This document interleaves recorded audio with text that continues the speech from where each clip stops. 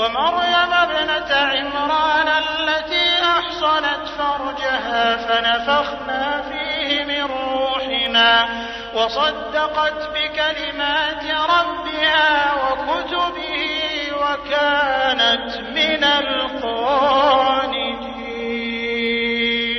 In the name of Allah, the most beneficent, the most merciful. Viewers at home, welcome to another edition of The Virtuous Woman. I am your host, Bushra Olagunju. And with me today on this show, we have an important guest, a voice you've not heard so far, and I'm sure that with the topic she's going to be talking to us about, you're going to be so thrilled. If you're just joining us, it's another episode of The Virtuous Woman, and today we will be discussing sound morals, proof of faith. Before we continue, join us after this short break. إن المسلمين والمسلمات والمؤمنين والمؤمنات والقانتين والقانتات والصادقين والصادقات والصابرين والصابرات والخاشعين والخاشعات والمتصدقين والمتصدقات والصائمين والصائمات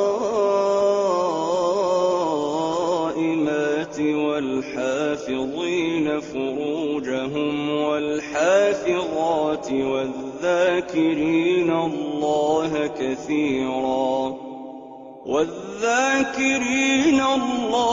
كثيرا والذاكرات أعد الله لهم مغفرة وأجرا عظيما.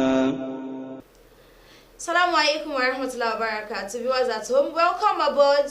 It's your program, our program, The Virtuous Woman. And like I said, the topic for today is sound morals, proof of faith. I have with me in the house one of our mothers, dear sister in faith. She is an educationist. She is a woman of repute, and I'm sure that the way she will handle the topic, you yourself would love it so much. Before I say so much about her, she is Hadia Amina Abdusattar. Assalamu alaikum wa rahmatullahi. Welcome to the show, ma. How is the family and how is work? Fine, yes. Alhamdulillah, we thank Allah subhanahu wa ta'ala. Ma, we just told our audience at home that the topic for today is sound morals, proof of faith.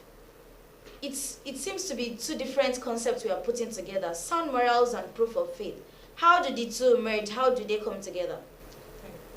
أعوذ بالله السميع العليم من الشيطان الرجيم بسم الله الرحمن الرحيم الحمد لله رب العالمين. We give thanks to Allah subhanahu wa ta'ala who has made us Muslims. The topic, sound morals, proof of faith, like you said, is a two-way thing. We are looking at the issue of faith, we are looking at the issue of morals, and these are two important things in our society. Because most often you hear people making disparity between the two. There are some people who hold see that once you are faithful, your moral doesn't count. And some people believe all what God needs is your morality.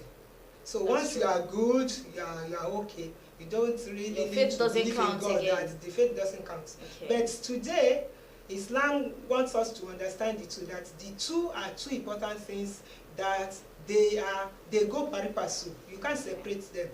Okay. Like in the understanding of Islam needs us to understand that when you are talking about faith, it's not a physical thing.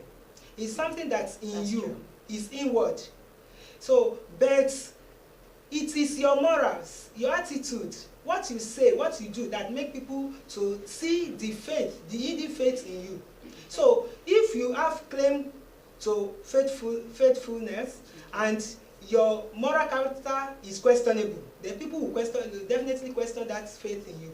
And that is why in Islam holds that the two of them must go pari passu.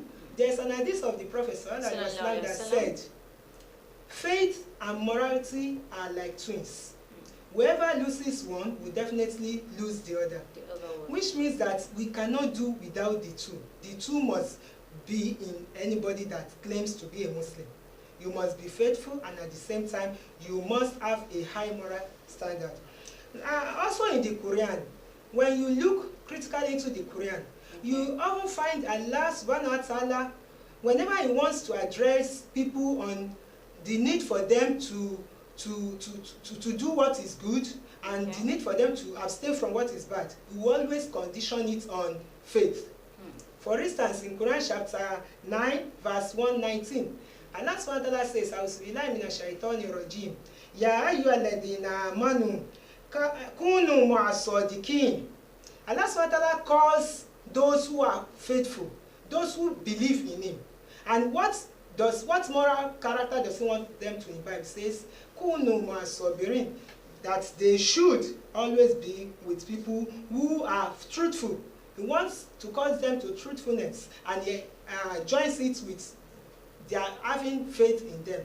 Then when you look at some other verse of the Quran, like Quran chapter 61, verse 2 to 3, Allah SWT says there, Ya ayyuhalladhina amanu, I call on those of you who lay claim to believe. Liman taquluna ma la taf'alun. Why do you say things which you do not do? Kabra maqtan inda Allahi an taqulu ma la taf'alun. Surely it is most hateful in the sight of Allah that you say things that you don't do. So Allah SWT is calling to truthfulness, is calling to the issue of fulfillment of promise based on faith.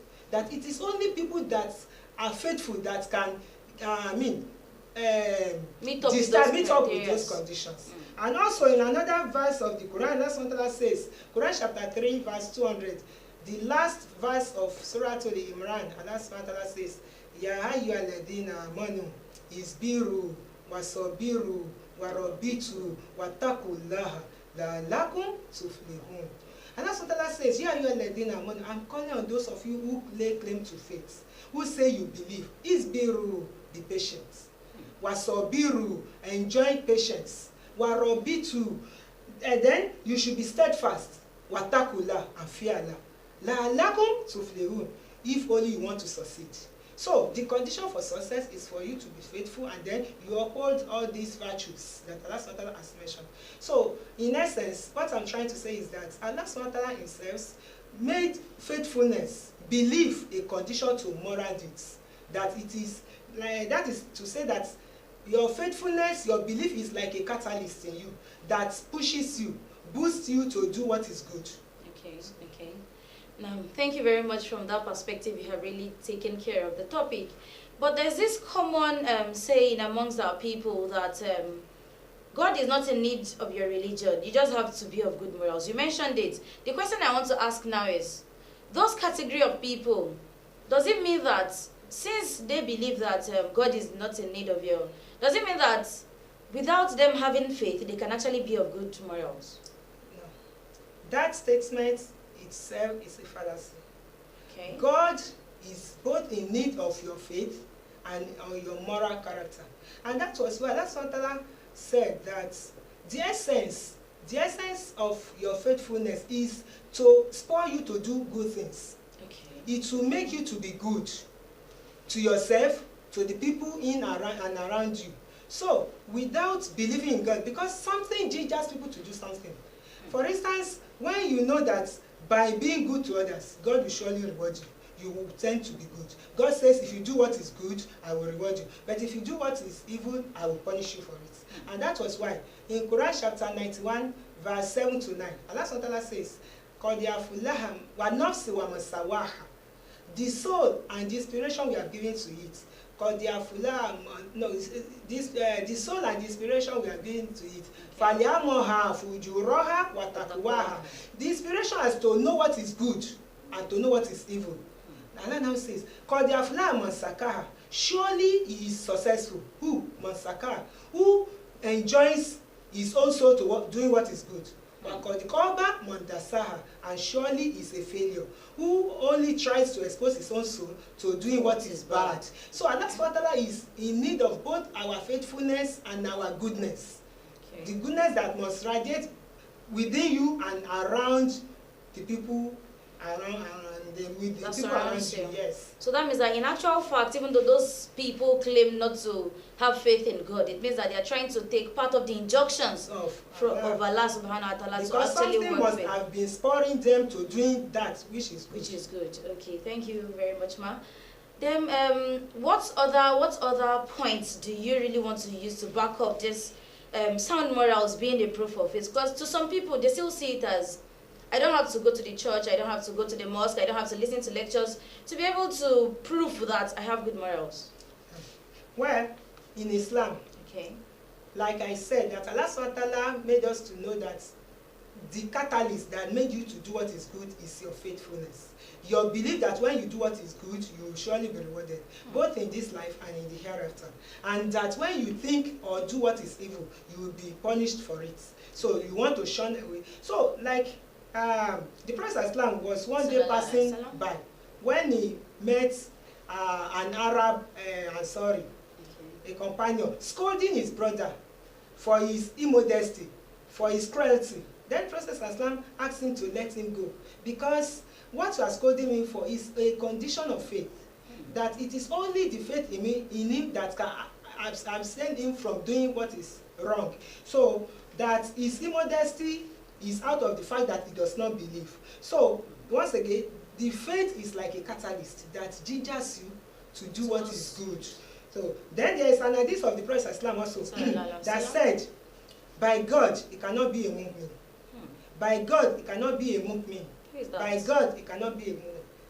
So the companions asked him, "Oh Rasulullah, who is that?" Then he said, "He from whose misdeeds his neighbor is not safe." You can't say you are a Muslim and at the same time be wicked to your neighbors. It's not possible. And this time around, mind you, when we are talking about neighbors, we are not only talking about the Muslims, because some people will say, maybe it's the fellow Muslims. No. Okay. Your neighbor has to do with whoever lives around you. Be a Christian, a Muslim, a Jew, an atheist, whoever the person is your neighbor. You need to be good to the person, because the neighbor will learn faithfulness from you. If you say you are faithful, the only thing through which you can manifest that is through what you do or what you say to him. So, because another thing that differentiates a faithful person from somebody that is unfaithful is in what you say, how you say it, what you do, how you do it. There wouldn't be any difference between myself claiming I'm faithful and somebody who doesn't believe in God. If we do the same thing, we say the same thing, then where is that difference at all? Where is that difference between us? But your ability to be able to do what is good always, and then running away from what is evil, is what tells people that this person is faithful, this person believes in God. Thank you very much, ma. I like the aspect where you actually mentioned that your neighbor is not just your Muslim brothers or sisters. It could be anybody. I want you to also remind, because on this show we try to tell people that we're not addressing just the Muslims alone. We're talking to everybody. Now we are in the month of Ramadan, and I'm sure that there are some people out there who really want to be able to use this period to show to their neighbors, to show to their friends, their families, that their sound moral is a proof of their faith. Now, how do you describe the kind of relationship between Muslims and those who are not Muslims? I think that aspect really needs to be taken care of, because it's a very clear way where you can show that your behavior is a proof of your faith. Yes. Like when the Prophet Islam was saying that we should be good to our neighbors. Okay. Like in the definition, he said in Islam, when you talk about your neighbor, you are talking about people on your right side, 17 houses to your right, 17 houses to your left, to your front, to your back.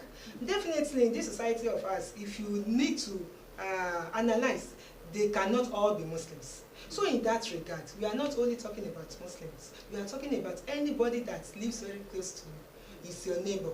And in that wise, Quran enjoins us to be good to our neighbor. Goodness starts from breathing. Just before you take that topic, well, viewers, if you're just joining us, like I said before, the program is your program, our program, the Virtuous Woman. Join us after this short break as our guest continues. بسم الله الرحمن الرحيم. قد أفلح المؤمنون الذين هم في صلاتهم خاشعون والذين هم عن اللغو معرضون والذين هم للزكاة فاعلون والذين هم لفروجهم حافظون إلا على أزواجهم أو ما ملكت أيمانهم فإنهم غير ملومين فمن ابتغى وراء ذلك فأولئك هم العادون والذين هم لأماناتهم وعهدهم راعون والذين هم على صلواتهم يحافظون أولئك هم الوارثون الذين يرثون الفردوس هم فيها خالدون. Welcome aboard. If you are just joining us, I am Bushra Olagoju, your host for today. And like I always say, on this program, we want to appeal to your heart, to your mind, to your brain. We want to be able to clarify those misconceptions that you probably have. We want you to be able to have a new air around you and be able to be proud that you're a Muslim. And it's been time out with Hadia Amina Abdul Sattar. You were about to say some things about the neighbors and the Muslim relationship. In relating with a neighbor, it starts with greeting. In your goings and incoming and going, you need to greet. Hello, if the person is a Muslim, salam alaikum, of course. If the person is not a Muslim, good morning, good evening, how are you, how are the family, how are the children, something like that. Also, it has to do with extending love to them. You have something you share with them. For instance, the Prophet enjoys us that we should partake in their joy, and then we should also sympathize with them when something bad happens to them. You can't say, for instance, that they are Christians, why do I need to sympathize with them when something? No, that will not show good neighborliness. So when something good happens to them, you let them know, you feel their joy with them. And when something bad happens to them, you sympathize with them, you visit them, do whatever you can do to assist them in whatever way. So that is part of being good to them. They see you. That is why sometimes when people see you do some things, they come to ask you, are you sure you're a Muslim? Then you ask them, why do you ask that person?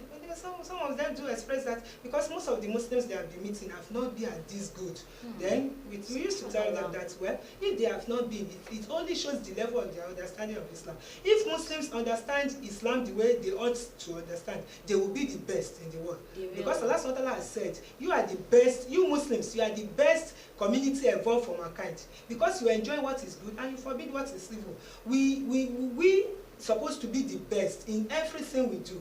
We say what is good. There was even an hadith of the Prophet that says, whoever amongst you believe in Allah and the last day, let that person say what is good or keep quiet.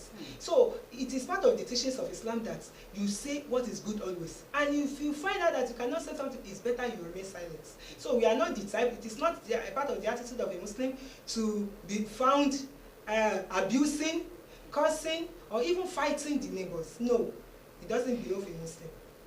Okay, thank you very much. I'm sure that at this point, even if she decides to stop, you must have learned one or two things. I have learned today that your neighbors, they must be free from your tongue. They must be able to speak for you even in your absence. And of course, some people might probably feel that, okay, this is Ramadan, that's why they are trying to tell us these things. Does the moral of a Muslim or of an individual, is it limited to an extent? Because some people feel that, it's because I'm being too nice, that's why these things are probably happening to me. Maybe I should reduce, it's because I'm being too good. What do you have to say about that? No, it isn't. Because that is why the issue of sincerity has to come in. In whatever you do, when you relate with people, do it sincerely. When you give something, do it for the sake of God. If you do things because you want the other person to give you something or to appreciate you, it will get to an extent when that's what your expectation is not met, you feel discouraged. But for as long as you know whatever you do God will reward you. He's the only one that can reward you. Even when you do something good to somebody and it's not returning, you don't feel slighted, you don't feel discouraged. Because you know, for as long as you continue to do it, the one that is rewarding you will keep rewarding you. And for a Muslim to now say, because I've done something for A, I've done for B, they are not appreciating, so I will stop. It means the person is only asking Allah that, oh Allah, close your reward for me. I don't need it anymore. I'm tired of your rewards. Yeah. So that person should know that whatever you do for people, at least it's only Allah that will reward you. If such people that you have done something for now appreciates, it's only an addition. But you shouldn't base your hope on the fact that those that you have done something for should reward you, should appreciate you. So that if eventually they didn't appreciate you, you want to feel bad. No. A Muslim should always be very sincere. So because it is this that will continue to push him on to do it, even when others are not encouraging you to do it. But because you know you are doing it for the sake of God, you will continue to do it. Thank you very much. So far so good. At least I have learned just from what you just said now that the reward of whatever you do at all lies with Allah subhanahu wa ta'ala. And so the appreciation that comes from man is just an addition. On this program, we like to be realistic as much as we can. I'm sure that for some people out there, they are probably feeling that, well, these people are just saying theories. It's because they don't know what is happening in the real world. There are some times that you find yourself, especially at work, when you really have to compromise some things. People have known you over time to be of good behavior and everything. Okay, there comes a time in your office whereby there's a, you know, there are some ways that some monies will just come around, and then you just get to know that, okay, this money from the top, you know, everybody has to take a share of it, not minding wherever it is that it came from. And then you feel that, okay, everybody knows me with this particular character. They know I won't share with them. They know it's not my portion. But at a stage, you find out that it is to the detriment of your job. You're probably feeling threatened. And your boss tells you that the next time when such comes around and you refuse to take it, you lose your job. What should such a person do? That's a very particular life scenario. How will such a person handle it? Well, a Muslim is a very principled person. Principle. Wherever you are, you must let people know your principle. What you want and what you don't want. Your likes and dislikes. Without necessarily hurting others. You just need to express yourself.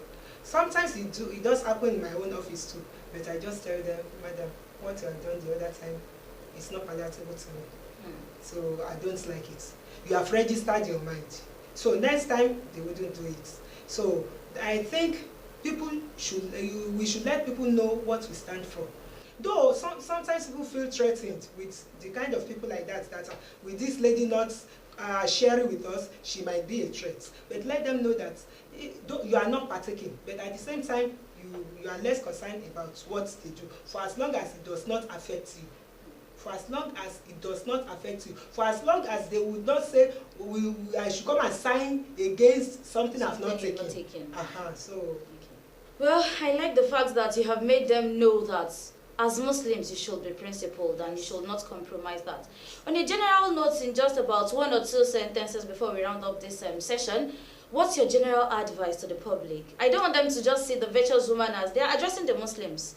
I want you to give us a general advice on the overall. Whoever is affected, you should always at every point in time let us know that your moral should be sound and the soundness should be a determinant from your faith. Yes, like we have been saying, faithfulness without morality equals loss.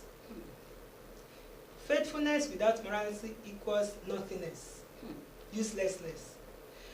When you say you are faithful, in whatever you feel you believe, try to show it in your manner of speaking, in your manner of doing things, in the way you carry yourself, because that is what will make people to really respect you. If you say you believe in God and you are doing something contrary to what your belief preaches, then it's like mockery of the whole thing. So let us try as much as possible to know Islam, practice Islam the way we ought to practice, so that we will not be misrepresenting Islam at the end of the day. That's very important. Represents Islam very well, Haji Amina Abdusattar. Thank you for coming on board. We really appreciate it. Assalamu alaikum wa rahmatullahi wa barakatuh. We hope to see more of you on the station. Thank you for coming. Today you become man and wife, fulfilling the sunnah as way of life. Today you'll find serenity. May your life be filled with sincerity. There is no happier day in your life than the virtue of being man and wife. There's joy without any end. Allah's blessing on this day does descend.